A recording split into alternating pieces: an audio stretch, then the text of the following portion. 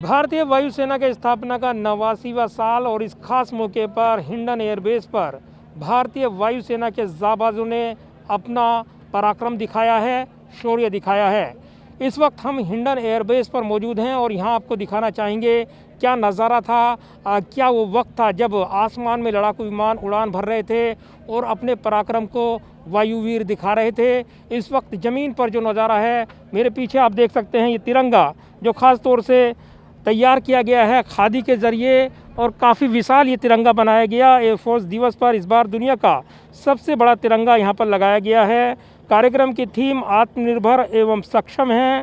भारतीय वायुसेना के सबसे उन्नत लड़ाकू विमान सुखोई, राफेल, मिराज, जंगुआर और मिग-21 बाइसन को डिस्प्ले में लगाया गया है और इसके अलावा चिनूक और अपाचे हेलीकॉप्टर भी यहाँ पर प्रदर्शित किए गए हैं जो काफ़ी आकर्षण का केंद्र नहीं रहे हैं। ये जब आसमान में उड़ान भर रहे थे तब अपनी गर्जना से दुश्मनों में खौफ पैदा कर रहे थे। ज़मीन पर हैं, आप ज़मीन पर इनको देख सकते हैं जो काफ़ी उन्नत किस्म के विमान हैं। राफेल लड़ाकू विमान की बात करें तो फ्रांस से ये लड़ाकू विमान मिला है और 2 स्क्वाड्रन भारत यानी 36 विमान का बेड़ा ये भारत की वायुसेना को मजबूती देगा।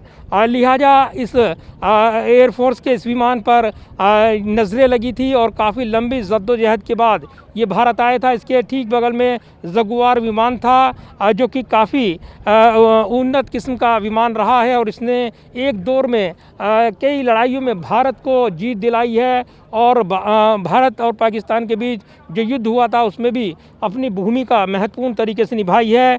यानी ये जो दुश्मन को खेमे में खौफ पैदा करते हैं ये वो विमान हैं और ये उन्नत किस्म के विमान जिसमें सुखोई 30 विमान वो भी शामिल है, काफ़ी उन्नत किस्म का विमान है।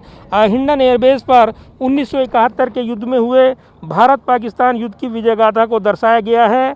इस साल भारत पाकिस्तान युद्ध के 50 साल पूरे होने पर भारतीय वायुसेना इस बार विजय पर्व के तौर पर मना रही है।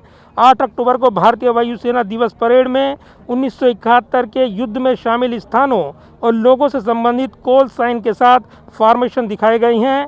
इस मौके पर राफेल LCA तेजस जो कि स्वदेशी विमान है और काफ़ी उन्नत किस्म का विमान है जिसको तैयार किया गया है और पूरी दुनिया की नज़र इस विमान पर है जिसको इस वक्त आप अपने टीवी स्क्रीन पर देख रहे हैं, क्योंकि इसमें स्वदेशी तकनीक के साथ इसको डिज़ाइन किया गया है, बनाया गया है और भारत ने अपनी तकनीकी कुशलता दिखाई है जो अन्य देशों को आकर्षित करती है। यानी इस विमान के ख़रीदार अन्य देशों में उनकी रुचि बढ़ी है, उनका आकर्षण बढ़ा है और भारत अपनी ज़रूरत के लड़ाकू विमान यहाँ पर स्क्वाड्रन बनाने के लिए अपने तेजस के बेड़ों को और मजबूत करेगा आने वाले दिनों में।